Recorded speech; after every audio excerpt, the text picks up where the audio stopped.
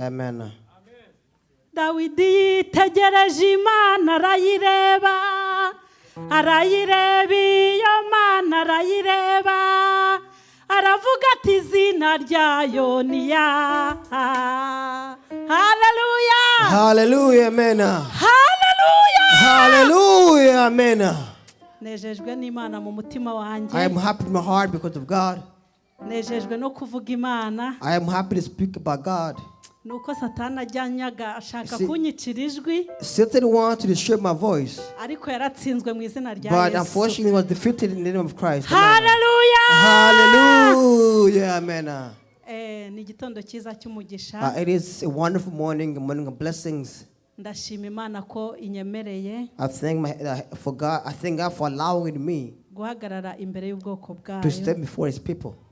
Kandi ndashima Imana, nshimira And n'abayobozi bacu I thank God and I thank God to His leaders baba baduhaye uyu mwanya. for they have faith in us and give us this moment to talk. Tugiye kuganira ku ijambo ry'Imana ry'urufunguzo. We're going to talk about the word of God. I'm here like a key, like an opener. Ndakwinginze kugira ngo tubane maso muri uyu mwanya. I ask you to be aware in these moments. Hallelujah. Hallelujah. Ntangiye yikora simvuga ngo Dawidi yitegereje Imana. I sing a song that said David looked at God. Ngo arayireba. And he looked at God. Areba imirimo n'ibitangaza He Imana looked yakoze. at the wonders and work God has done. Areba uburyo Imana yashyizeho ijuru. He looked how God created the heaven. Ikarema inyanja n'amasoko. And He created the water, the desert, and the oceans. Yibuka imirimo n'ibitangaza And he Imana remembered the work imukorera. and wonder God does for him. Yibuka uburyo Imana igira imbabazi. He remember how God is merciful. Igihe yacumuraga Imana Because ikamubabarira. when he committed a sin, God forgave him. Yibuka byinshi Imana He yamugiriye. remember so many things that God did for him. Yibuka ko Imana yamurinze kugwa mu rwobo. Yeah, he remembered that God was a protector so he cannot fall in a pit. Yibuka byinshi He byinshi. remembered so many things. Abuze uko abigenza. And because he couldn't find the words to put it, Abuze icyo yavuga. because he didn't know what to say, Aravuga ati Imana ni ya. he said, God is called Yah. Hallelujah. Amen. Imana yacu ni ya. Basically, our God is called Yah. Ntabwo twabona uko tuyivuga. We don't have words to describe God. Ntitwabona aho dutangirira. We don't know where we can start Ngo tubone n'aho or where we turangiriza. can end Tuyivuga. in speaking about God. Hallelujah. Amen. Imana yacu ishimwe. May our God be glorified. Ijambo ry'Imana rero muri iki gitondo cyiza cy'umugisha Imana yampaye ko The word of tuganiraho. God in this blessed morning that God has shared with me to share with you. Ni ijambo ririmo gushima Imana. This word has to thank God. Turi mu minsi myiza yo gushima Imana. Because we're still in a month of thanking God, in days of thanking God. Nubwo bidukwiye ko igihe cyose dushima Imana. Although it's a must to thank God at all time, Ariko muri iyi minsi byo nta karusho.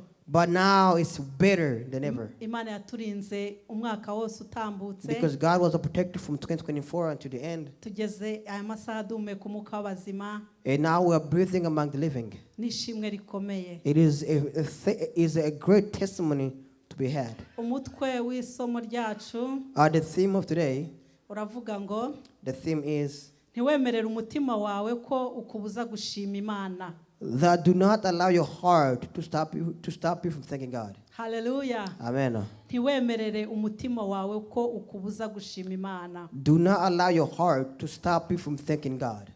Twarimo tuvuga ko Dawidi We were speaking about King David, yavuze ko Imana ari ya, that he called God Yah, kuko yari yibutse ibyo yamukoreye byose. because he remembered the many things God did for him. Ariko hari n'ikindi gihe cyageze But a time came as well, yumva nta guhimbaza kuri muri we. and he felt that there's no praise in him. Yumva ntiyishimye. He felt there's no joy in him. Yabyutse ameze nabi. Basically, he woke up on the wrong side of the bed. Ubundi urazi ko Dawidi mu mateka ye As you know, King David in his living, umurimo we wari uwo guhimbaza Imana, that his work was to praise God, to play for God, agahora yinezerewe mu Mana. and he was always happy living in God. Ariko hari igihe cyageze yumva umunezero urabuze. A time came and he felt the joy in him had diminished, Yumva umutima we ntumwemerera and he gushima felt Imana. his heart was not allowing him to thank in God. Hallelujah. Amen.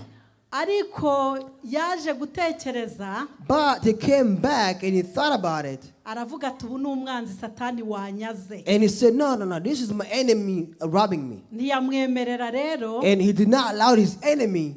ahita aririmba iyi zaburi, And he chose to sing this book of Psalm. zaburi 103. That the book of Psalm 103, turasoma umurongo wa mbere kugera ku wa gatatu gusa, verse 1 unto 3. nubwo byari byiza ko dusoma icyo gice cyose, Although it would be great to read the whole chapter of 1 or 3, ariko isomo ryacu But- rikubiye muri iki gitabo cya zaburi, but the main theme is going to be in the book of Psalm, zaburi ya Dawidi the song of Solomon, Psalms, 103 Psalm 103, umurongo wa mbere kugera ku wa gatatu.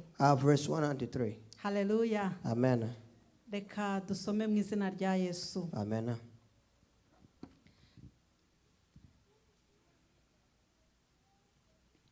Turasoma mu izina rya Yesu Kristo. Zaburi 103 umurongo wa mbere kugera ku wa gatanu, haravuga ngo, mutima wanjye himbaza Uwiteka, mwabindimo byose mwe muhimbaze izina rye ryera. Mutima wanjye himbaza Uwiteka, ntiwibagirwe ibyiza yakugiriye byose. Niwe ubabarira ibyo wakiraniwe byose, agakiza indwara zawe zose, agacungura ubugingo bwawe ngo butajya muri rwa rwobo, akakwambika imbabazi no kugirirwa neza nk'ikamba, agahaza ubusaza bwawe ibyiza, agatuma usubira mu busore bushya bumeze nk'ubw'ikizu. Amena. Reka Amen. dusomere no mu Let's read Cyongereza. English again. God is good. Once again, the book of Psalm 103, verse 1 until 5. We shall read, praise the Lord, my soul. All inmost being, praise his holy name. Praise the Lord, my soul, and forget not all his benefits, who forgives you all your sins and heals you all your diseases, who redeems your life from the pit and crown you with love and compassion, who sanctify your desire with the good things, so that your youth is renewed like the eagles. Amen. Glory to God. Haleluya. Hallelujah. Mu by'ukuri Dawudi ajya kwandika, ajya guhimba se, ajya kuririmba iyi zaburi, In truth, when David was singing the book of Psalms, nuko yabonaga muri we hari ibyari bimubujije guhimbaza Imana. that he saw in him there are things stopping him from praising God. Yumvaga mu bugingo bitameze He felt neza, that in his being he was not feeling well. akumva nta mashimwe afite, That he felt there's no praise in him. akumva rwose ntacyo yabona abwira Imana, And he felt like there was nothing he could tell God or give to God. akumva amajwi amuca intege, And he felt his voices were bringing him down. yumva abuze umunezero And he found no joy kubera Satani. because of Satan. Ariko amaze gutahura ko ari Satani, But once he understood that was the enemy's work, umwuka wera amuzaho, the Holy Spirit came down upon him aramuyobora, and he led him atangira kumuganiriza, and he started speaking to him. nawe ubwo atangira kuganiriza ubugingo bwe. And then he Haleluya. started thinking about his life. Amen. Atangira avuga ati, He started saying that mutima wanjye himbaza my Uwiteka. heart praise God. Haleluya. Amen. Mutima wanjye himbaza My heart Uwiteka. praise God. Mwabindi mwe byose nimushime Uwiteka. All my fiber of my being praise God. Haleluya. Amen. Atangira avuga ati mwebwe ibindimo, And he said that all inmost in me, the fiber of my being, bugingo bwanjye, that my soul itself, himbaza that praise Uwiteka. God. Ntuzi ko uri umunyabyaha ariko ukaba warababariwe. That you don't know you are a sinner, but you are forgiven. Nta cyatuma utishima, So, nta cyatuma udahimbaza There is no Uwiteka. reason why you could thank God or not praise Hallelujah. God's name. Amen. Uwiteka yarinze ubugingo bwacu, Because God protected our hearts, our soul. aturindira n'imibiri. And he protected our flesh. Hari byinshi byaduhigaga, There are many things that are seeking us. They're hari looking for us. byinshi byatubuza There are many kunezerwa, things that can rob us of joy. hari byinshi byatubuza guhimbaza There are Imana. many things that can stop us from praising God. Ariko iyi zaburi nawe kuri uyu munsi But the book of Psalm today, ndayiguhaye, I'm giving it to you. nawe wongere ubwire Uwiteka That tell God once again, ubwira umutima wawe and tell your soul, your heart, umutima wanjye himbaza that my Uwiteka soul praise God. kuko ngo Uwiteka niwe ubabarira ibyo twakoze byose Because only God forgive all the things I've done. akiza indwara zatumugaje And He heals all the diseases that have crippled us.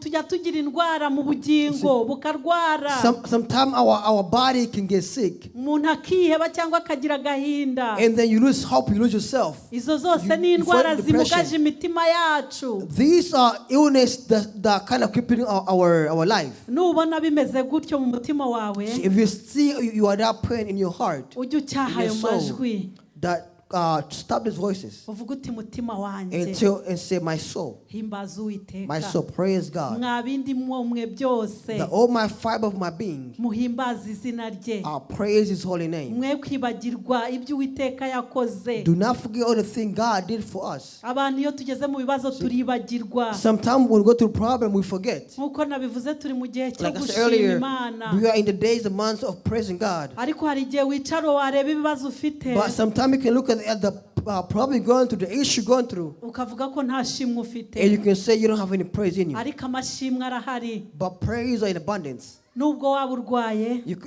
You could be sick, nubwo waba wariye or you could have eaten, nubwo waba you ushonje could be hungry. nta kikubuza gushima Imana Nothing should haleluya stop you from thanking God. mu gihe Amen. cyose turakwiriye At guhorana all time, amashimwe we should always have praise in us. kuko byose Imana niyo ibikora Because God does everything. Imana irema amakuba That God create thunder, ikarema ibyago God create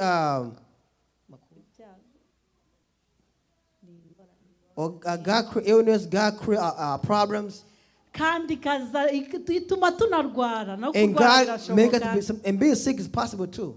ariko byose nk'uko ibirema But all the same way God creates everything, iranadukiza I haleluya save us to amen. ngo ibyago n'amakuba by'umukiranutsi ni byinshi There is so many issues so long you are saved. There's so many problems you go through, so many trials you go through. ariko Uwiteka mukiza muri byose But God saved us through everything. haleluya Amen. nubona wabuze amahoro If you see there's no peace, ntukajye kuyashakira kuri mugenzi wawe do not wish upon your friend. kandi ntukajye gushakira amahoro ku byo utunze And do not look for peace in your possessions. amahoro uyashakira wowe ubwawe muri wowe But true peace can be found in your inner self. ujye ubwira umutima wawe So tell your soul kuko muri wowe niho hari byose that because in you everything is there. haleluya Amen. ibyo utabashije kubona muri 'Cause wowe whatever you cannot find in yourself, nta handi wabibona it cannot be found elsewhere. niyo mpamvu nkubwiye ngo iyi And zaburi that is why I tell igufashe you that may this Psalm 103 help you uzajya uyisoma and read it next time. uzasubizwa intege mu bugingo You find strength and hope in your life. haleluya Hallelujah, amen. umuririmbyi wa 334 mu gitabo cy'ikinyarwanda There's a song in Rwanda 103. araririmba ngo The singer sang and said, wa mutima wanjye we shima Uwiteka mwa bindimo byose mwe mushime nge mimbazi zina rye ne kwibagirwa iby'Imana yankoreye byose imbabari ribyo nakoze byose niyinyizi ndwara zamugaje inyambiki mbabazi zayo nk'ikamba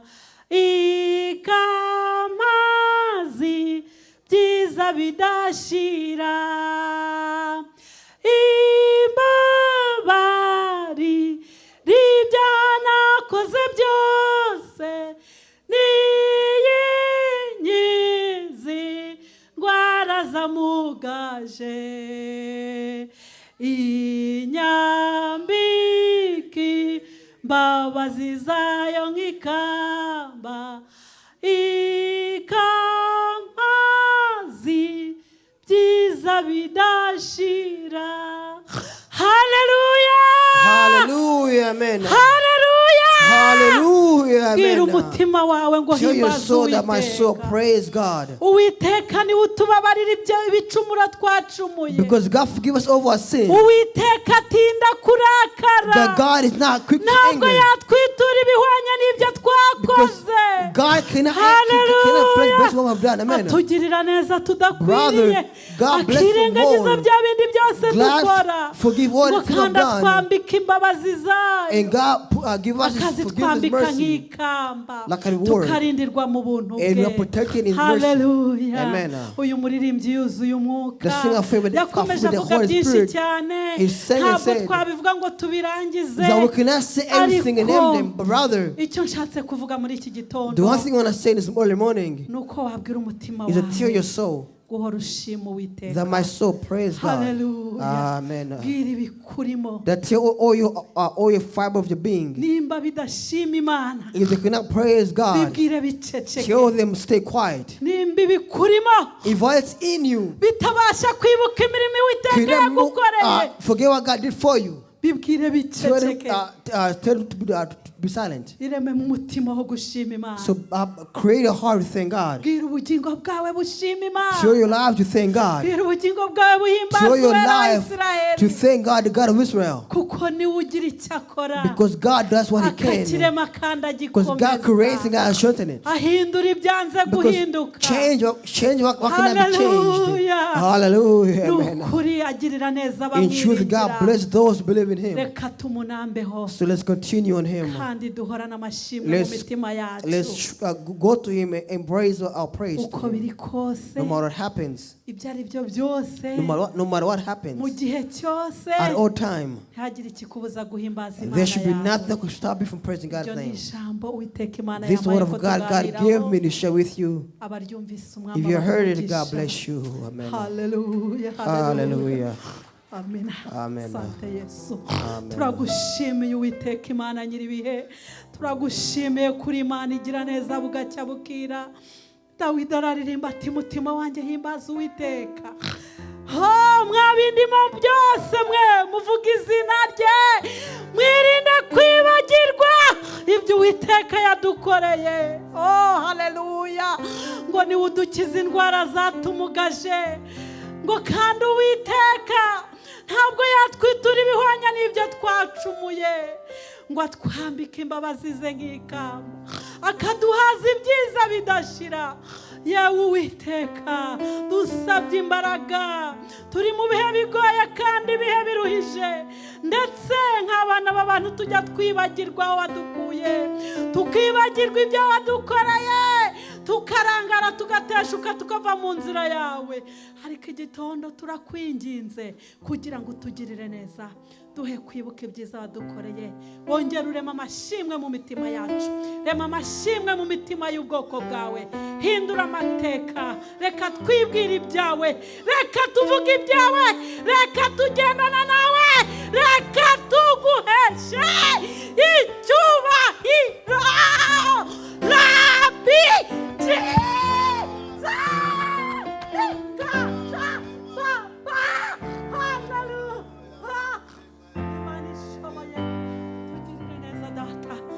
dushoboze uko bukeye n'uko bwije duhore tugushima kandi tuguhimbaza. n'abanyamibabaro babyumve nabo babashe kwishima kandi banezerwe. urakoze ndagushimiye. ni mu izina rya Yesu Kristo umwami wacu tubyambaje. Amina. Amina. Amen.